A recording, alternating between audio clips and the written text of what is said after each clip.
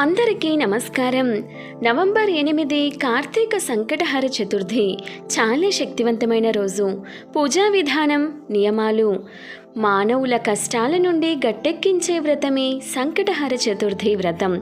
ప్రతి నెల కృష్ణపక్షం చతుర్థి రోజున, అంటే పౌర్ణమి తరువాత వచ్చే 4వ రోజున ఈ సంకటహర చతుర్థి వ్రతం ఆచరించాలి. ఈ నెలలో నవంబర్ 8వ తేదీన శనివారం నాడు సంకటహర చతుర్థి వచ్చింది.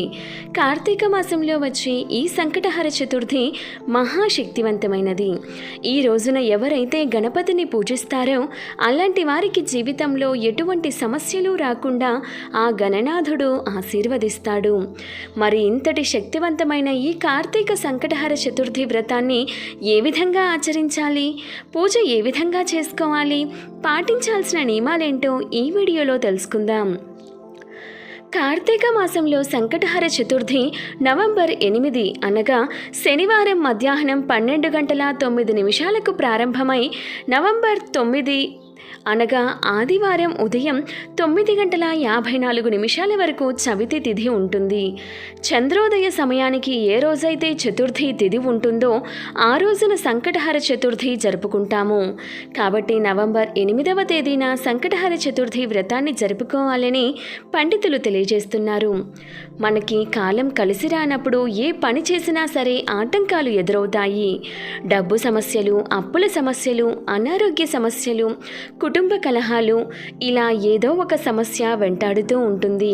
అయితే ఈ కార్తీక మాసంలో వచ్చే సంకటహర చతుర్థి రోజున గణపతి వ్రతాన్ని ఆచరిస్తే మీ జీవితంలో ఉన్న సమస్యలన్నీ తీరిపోయి మీ మనస్సులో ఉన్న కోరికలు ఖచ్చితంగా నెరవేరుతాయి. ఒక్కసారి ఈ వ్రతాన్ని చేసి చూడండి, ఖచ్చితంగా మీ జీవితంలో మార్పు వస్తుంది. అంతటి శక్తి ఈ సంకటహర చతుర్థి వ్రతానికి ఉంటుంది.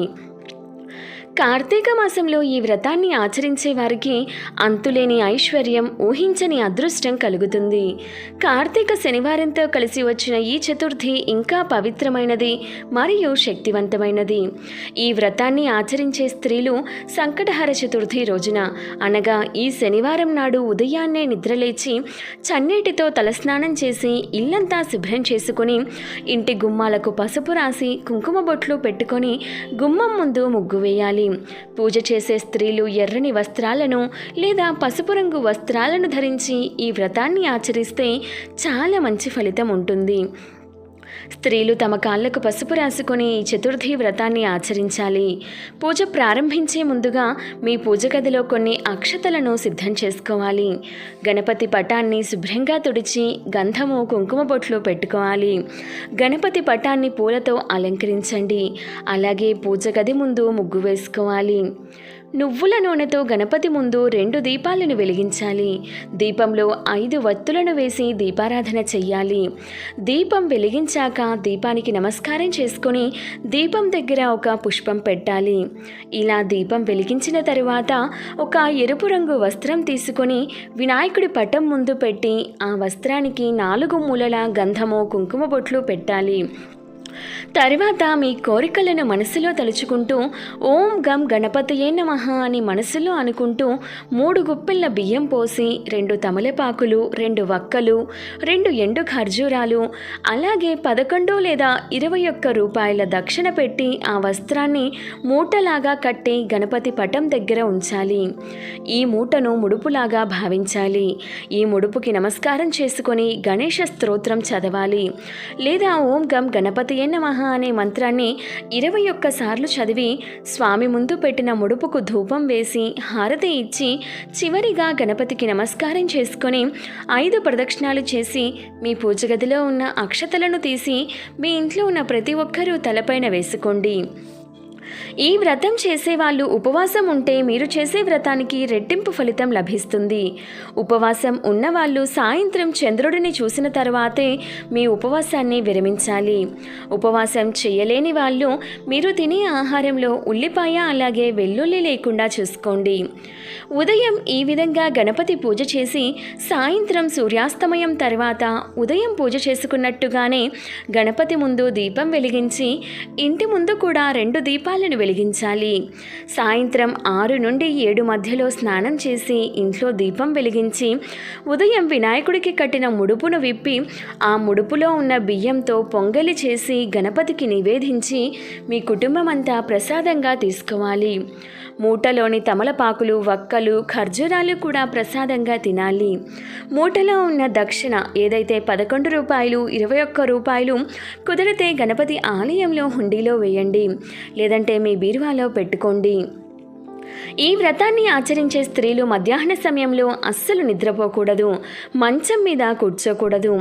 ఈ వ్రతాన్ని చెయ్యలేని వారు గణపతి ఆలయానికి వెళ్ళి వినాయకుడికి గరికను సమర్పించి 11 ప్రదక్షిణాలు చేస్తే ఖచ్చితంగా గణపతి ఆశీర్వాదం లభిస్తుంది. ఈ రోజున చేసే పూజలో గరిక ఖచ్చితంగా ఉండాలి. గణపతికి ఇష్టమైన వాటిలో గరిక కూడా ఒకటి. ఈ పూజలో ఏది ఉన్నా లేకపోయినా గరిక మాత్రం ఖచ్చితంగా ఉండాల్సిందే. కాబట్టి 21 గరిక ఆకులను తీసుకొని వాటిని శుభ్రంగా కడిగి ఈ గరికను గణపతికి సమర్పించి మీ మనసులో ఉన్న కోరికలను గణపతికి చెప్పుకుంటూ నమస్కారం చేయండి. ఇలా చేస్తే మీ మనసులో ఉన్న ఎటువంటి కోరికలైనా సరే అవి ఖచ్చితంగా నెరవేరుతాయి. ధనాన్ని ఆకర్షించడంలో యాలకులు బాగా పనిచేస్తాయి. కాబట్టి మీ ఇంటి సంపద విపరీతంగా పెరగాలన్నా, మీ భర్త బాగా సంపాదించాలన్నా ఈ సంకటహర చతుర్థి నాడు 21 యాలకులతో ఒక యాలకుల మాలను తయారు చేసి మీ పూజ గదిలో ఉన్న గణపతి పటానికి వేయండి. పూజ పూర్తయిన తర్వాత ఈ యాలకులను తీసి మీరు డబ్బు పెట్టే ప్రదేశంలో పెట్టుకోండి. మీ డబ్బు రెట్టింపు అవుతుంది. జీవితాంతం డబ్బు కష్టాలు లేకుండా ఉంటారు. ఈ సంకటహర చతుర్థి రోజున రావి చెట్టుకు ప్రదక్షిణాలు చేస్తే మీ జాతకంలో ఉన్న దోషాలు ఎన్నైనా తొలగిపోతాయి.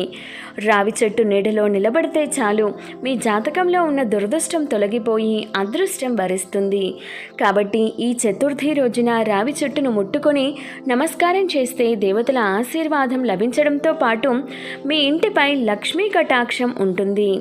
సంకటహర చతుర్థి రోజున ఈ శక్తివంతమైన వ్రతాన్ని చేయడం వల్ల ఆర్థిక సమస్యలు, అప్పుల బాధలు తీరి కోరిన కోరికలు ఖచ్చితంగా నెరవేరుతాయి. జాతక దోషాలు తొలగిపోతాయి. ఈ సంకటహర చతుర్థి రోజున పేదలకు దానం చేస్తే కోటి జన్మల పుణ్య ఫలితం లభిస్తుంది. చతుర్థి రోజున చేసే ఏ చిన్న దానమైనా సరే గొప్ప ఫలితాన్ని ఇస్తుంది. ఈ ప్రత్యేకమైన రోజున గణేశుణ్ణి పూజిస్తే మీ ఇంటికి అష్టైశ్వర్యాలు వరిస్తాయి. ఈ చతుర్థి రోజున చేసే పూజల వల్ల మీ జీవితంలో ఉన్న కష్టాల నుండి విముక్తి పొందుతారు. కాబట్టి ప్రతి ఒక్కరూ కార్తీక మాసంలో వచ్చే ఈ సంకటహర చతుర్థి రోజున గణపతిని పూజించి మీ సమస్యలు, కష్టాల నుండి గట్టెక్కి కోరిన కోరికలను నెరవేర్చుకుని గణేశుని అనుగ్రహాన్ని, ఆశీస్సులను పొంది ఆనందంగా జీవించండి. వీడియో నచ్చితే ఒక లైక్ చేయండి. ఇటువంటి మరెన్నో మంచి వీడియోస్ కోసం ఒకసారి మన ఛానల్ని విజిట్ చేసి సబ్స్క్రైబ్ చేసుకోండి. Thank you for watching.